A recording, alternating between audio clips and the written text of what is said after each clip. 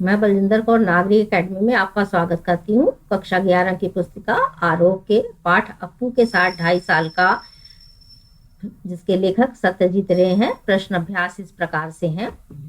प्रश्न नंबर 1 है, देखिए, पाथेर पांचाली फिल्म की शूटिंग का काम 2.5 साल तक क्यों चला है? तो उत्तर है, पाथेर पांचाली फिल्म की शूटिंग का कार्य 2.5 वर्षों तक चलता रहा। इसके पीछे कुछ कारण थे, जो निम्नलिखित कारण है। पैसे का अभाव था, पैसे इकट्ठे होने पर ही शूटिंग होती थी।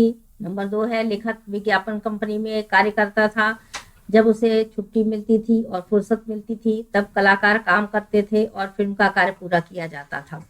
नंबर 3 है, देखिए, उस समय फिल्म बनाने की तकनीक इतनी ज्यादा आधुनिक नहीं थी तथा दृश्य और स्थान की भी समस्याएं हुआ करती थी।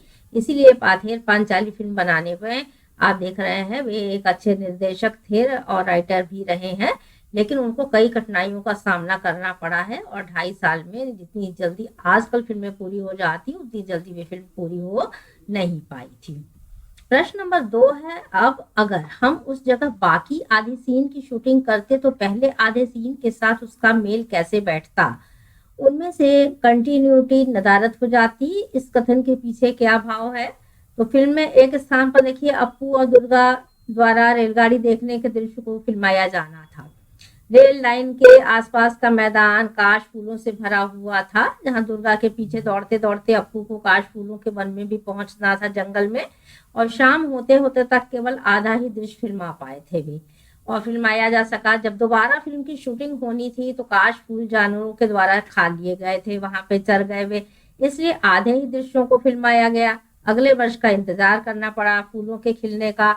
इस प्रकार किसी भी फिल्म का को छायांकन करने में उसकी जो कंटिन्यूटी होती है कि लगातार किसी दृश्य को फिल्माया जाना है, वो नदारद हो जाती है, तो उसे बताया गया है। प्रश्न नंबर 3 है कि किन दो दृश्यों में दर्शक यह पहचान नहीं पाते कि उनकी शूटिंग में कोई तरकीब अपनाई गई है? क्योंकि लेखक को, और आप देख रहे हो, एक अच्छे निर्देशक है, लेकिन उन्होंने ऐसी फिल्म की शूटिंग इस प्रकार से की है कि ये फिल्म काफी चर्चित भी रही। और उसके पीछे आप देख रहे हैं कि लोग पहचान नहीं पाए कि अलग अलग दृश्यों को कैसे जोड़ा गया है। इसीलिए इस प्रश्न पर आप देखेंगे कि रेलगाड़ी के एक दृश्य में 3 रेलगाड़ियों का इस्तेमाल किया गया, जिनमें दर्शकों को 3 गाड़ियों के बारे में पता नहीं चलता है। गाड़ी की शूटिंग की जगह पर इंजन में कोयला डालकर धुआं निकाला गया कि धुआं दिखाई ज्यादा दे रहा है, और गाड़ी का नंबर और चीजें और बाकी चीजें भी नहीं दिखी, ताकि दर्शक पहचान ना पाए। एक अन्य दृश्य में भूलो कुत्ते को अप्पू और दुर्गा के पीछे दौड़ना था, और कुत्ता अपने मालिक की बात भी नहीं मान रहा था क्योंकि दूसरा कुत्ता लेकर के आया गया था। फिल्म में पैसा भी खराब हो रहा था। लेखक को यह तरकीब सूझी कि दुर्गा के हाथ में मिठाई देकर कुत्ते को भागने का दृश्य फिल्माया गया।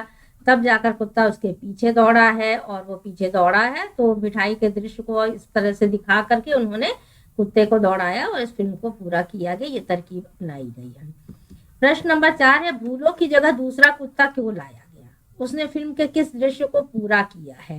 तो आपने सार में भी बहुत सारी चीजें पढ़ी हैं। प्रश्नों के में आप देख रहे हैं कि फिल्म में एक दृश्य फिल्माया गया था, अप्पू की माँ उसे भात खिला रही है तथा भूलो कुत्ता ठीक सामने दरवाजे के बैठा है और अप्पू का खाना देख रहा है। अप्पू तीर कमान लेकर के खेलने चला जाता है, उसकी माँ बचे हुए चावल या भात को गमले में डाल देती है। भूलो उस चावल को खाता है। सूर्यास्त होने तक यह दृश्य जो था पूरा नहीं हो सका था, दृश्य आधा ही रह गया। जब सत्यजीत रे इस दृश्य को दोबारा फिल्माने के लिए गांव पहुंचे तो पता क्या चला कि वो कुत्ता जो था भूलो, वो मर चुका था और उसके स्थान पर दूसरे कुत्ते को लाया गया और इस दृश्य को किसी तरह से पूरा किया गया है। प्रश्न नंबर 5 है, फिल्म में श्रीनिवास की क्या भूमिका थी और उनके जुड़े बाकी दृश्यों को उनके गुजर जाने के बाद किस प्रकार फिल्माया गया? तो कलाकार की मृत्यु हो गई है उनकी, तो कैसे इस फिल्म को पूरा किया गया? तो फिल्म में श्रीनिवास को घूम घूम कर मिठाई बेचने वाले की भूमिका में दर्शाया गया है। उसके गुजरने के बाद यानी मृत्यु के बाद एक ऐसे सज्जन को लिया गया जिसका चेहरा श्रीनिवास के चेहरे से मिलता नहीं था, लेकिन शरीर क्या है, रील डॉल उनका बिल्कुल वैसा ही दिखाई देता था।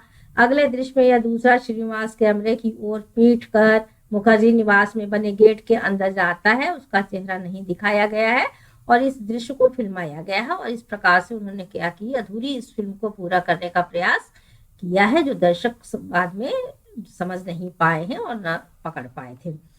प्रश्न नंबर 6 देखिए, बारिश का दृश्य चित्रित करने में क्या मुश्किल आई और उसका समाधान किस प्रकार हुआ।